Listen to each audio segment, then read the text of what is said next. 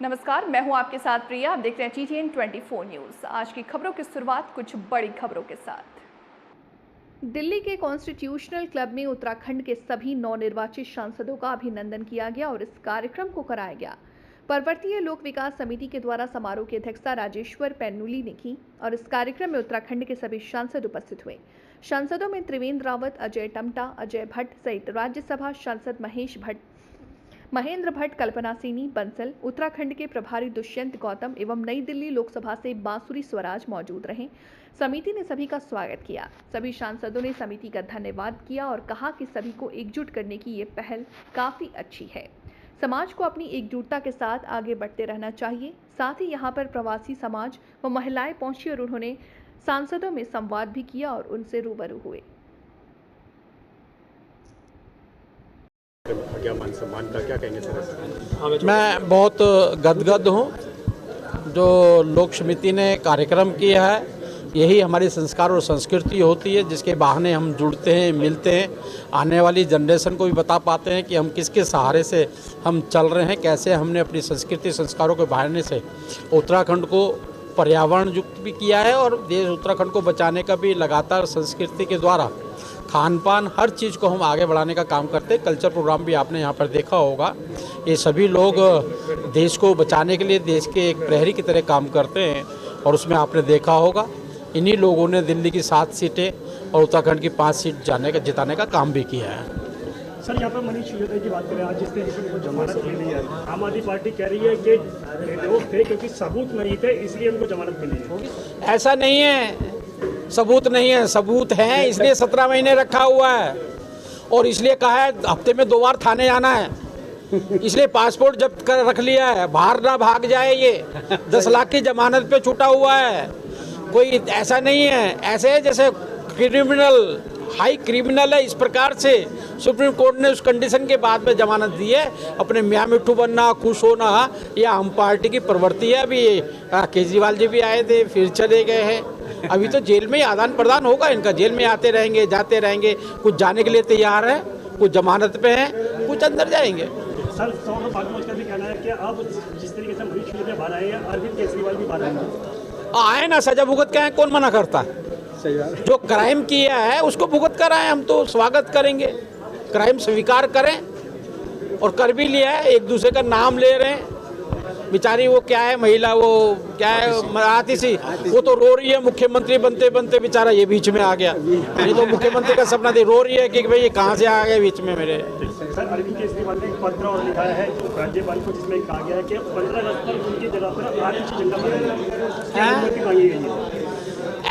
उसकी जगह पे क्या होता है भाई, इस्तीफा दो ना। ये कोई तुम्हारे बाप दादों की जगह कोई ये मुख्यमंत्री पद तुम्हारे के लिए बन गया है।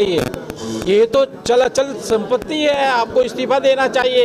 ऐसा आज तक देश की आज़ादी के बाद नहीं हुआ है कि मुख्यमंत्री जेल में पड़ा है, यहाँ पानी के लिए त्राही मचा रहे हैं। मुख्यमंत्री जेल में पड़ा हुआ है, यहाँ बाढ़ बनी हुई है। मुख्यमंत्री जेल में पड़ा हुआ है और स्कूलें बंद पड़े हुए हैं, चारों तरफ जनता हाहाकार मचा रही है। उसको अपनी, भाई साहब आप बोलो ना। सर, पर्वतीय लोक विकास समिति द्वारा जो है सम्मान का कार्यक्रम रखा गया उत्तराखंड के सांसद।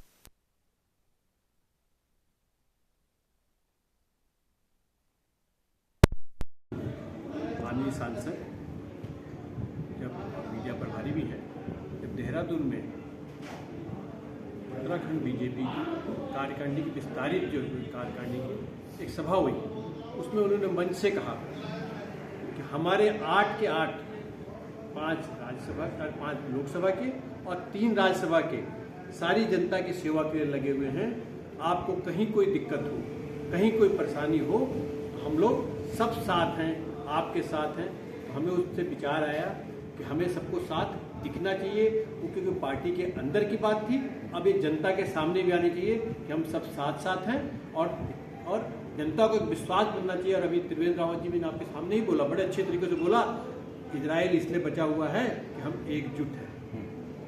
आप भी इसीलिए रहेंगे आगे कि आप एकजुट हैं। तो हमें कहीं ना कहीं दिखलाना पड़ेगा कि उत्तराखंड एकजुट है, और जब उसके सांसद एकजुट हैं तो धीरे धीरे मैसेज पूरे क्षेत्र में, पूरे जगह पे, पूरी अलग अलग संस्थाओं में, अलग अलग लेवल पे जाएगा और एक हमारे जो है सम्मान भी मिलेगा और साथ साथ हमें उत्तराखंड के विकास में योगदान भी मिलेगा। दिल्ली में लगातार जो है 5000 से भी ज़्यादा उत्तराखंडी संस्थाएं लगातार सांस्कृतिक कार्यक्रम के माध्यम से कार्यक्रम करती रहती है।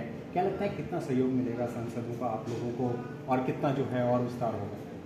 देखिए, सांस्कृतिक कार्यक्रम में मेरा, अगर आप मुझसे व्यक्तिगत बात करें तो मैं कोई बहुत ज़्यादा रुचि इसलिए नहीं ले पाता कि उसके लिए एक अलग अलग, अगर आप देखेंगे तो कई कई जगह पे छोटे छोटे, कई जगह तो एक छोटी सी पट्टी के भी अलग अलग कार्यक्रम होते हैं, अलग अलग कार्यक्रम, तो क्या वो बटे हुए से कार्यक्रम होते हैं। और हर आदमी को अपनी संस्कृति रखने की हर जो भी अलग अलग संस्थाएं हैं या अलग अलग क्षेत्र हैं, उनको अपनी संस्कृति बचाए रखने का अधिकार है। और सबको संस्कृति बचाए रखना चाहिए। संस्कृति धीरे धीरे खुद में बढ़ेगी, लेकिन अभी क्या है, हम एकजुट नहीं दिखाई दे रहे। तो हमें एकजुट तभी हम दिखाई देंगे जब हम राजनीतिक पहल भी करेंगे और राजनीतिक रूप से एकजुट दिखाई देंगे। सांस्कृतिक रूप से एकजुट होना, उसके साथ राजनीतिक रूप से एकजुट होना, दोनों में फर्क है। और हम चाहते हैं कि हम लोग राजनीतिक रूप से एकजुट दिखाई दें और हम अपने अधिकारों की भी बात करें, अपने कर्तव्यों की भी बात करें और पूरे उत्तराखंड के विकास की बात करें और उत्तराखंडी जहाँ भी हों उनको भी विकास की मुख्य धारा में लाया कर सकते हैं कि आगे भी पर्वतीय लोक समिति जो है लगातार इस तरह के कार्यक्रम करती रहेगी। देखिए, हमारे एकदम पूरा प्रोग्राम है।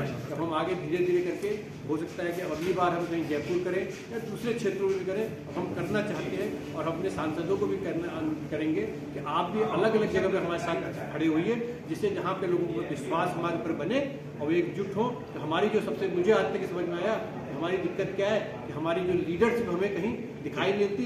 हम लोग सब साथ तो हैं, लेकिन हमें लीड करने वाला आदमी दिखाई नहीं देता। हमें वो लीडरशिप की कमी महसूस होती है। तो लीडरशिप धीरे धीरे इसी ढंग से, मेरा विश्वास है, ऐसे उत्पन्न लगातार उत्तराखंड की संस्थाएं दिल्ली NCR में जो है लगातार कार्यक्रम करती रहती है। किस तरह से देखते हैं इसको? मैं बधाई दूंगा मैं पर्वतीय समाज के इस संस्था को कि वो अपने समाज के लोगों को जोड़ के रखते हैं और समाज को जोड़ने का माध्यम होता है अपने संस्कृति, उससे जुड़े हुए कार्यक्रम और तमाम तरह के कार्यक्रम यहाँ पर करते हैं। साथ ही उत्तराखंड के डेवलपमेंट के लिए, विशेष रूप से जो पर्वतीय क्षेत्र है उसके विकास के लिए यहाँ पर तमाम विद्वान लोग इकट्ठे होते हैं, अपनी बातचीत रखते हैं और अपना जो भी उनका निचोड़ निकलता है, निष्कर्ष निकलता है, वो हम लोगों से अवगत कराते हैं। ठीक, थोड़ा शांत हो जाओ। हमारे उत्तराखंड के, हमारे पर्वतीय क्षेत्र के सभी लोगों ने आज हमारे जो 5 नवनिर्वाचित सांसद और राज्यसभा के 3 सांसदों का बहुत अभिनंदन किया है। मैं उनको बहुत धन्यवाद देता हूँ। उत्तराखंड के प्रति जो उनका प्यार, आशीर्वाद लगातार बना रहता है, लगातार अपने गांव घरों में जाकर के अपने उत्तराखंड के साथ साथ दिल्ली में भी अपना योगदान देते हैं। ऐसे सभी लोगों का बहुत धन्यवाद। चलो हो गया सवाल।